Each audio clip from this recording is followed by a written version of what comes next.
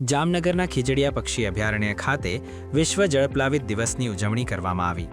વર્ષ 1971માં વેટલેન્ડ્સ પરના કન્વેન્શનને અપનાવવામાં આવ્યા બાદ દર વર્ષે આ દિવસની ઉજવણી કરવામાં આવે છે।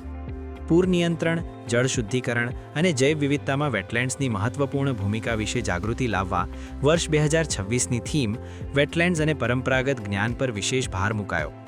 રામસર સાઇટ ખાતે આરએફઓ દક્ષાબેન વધાસિયા અને વન વિભાગના સ્ટાફની હાજરીમાં બાળકો અને સ્ટેકહોલ્ડર્સ માટે વિવિધ કાર્યક્રમો યોજાયા, જેમાં રીલી, વેટલેન્ડ વોક અને બર્ડ વોચિંગની સાથે નિબંધ, વક્તૃત્વ અને ડ્રોઈંગ જેવી સ્પર્ધાઓમાં બાળકોએ ભાગ લીધો।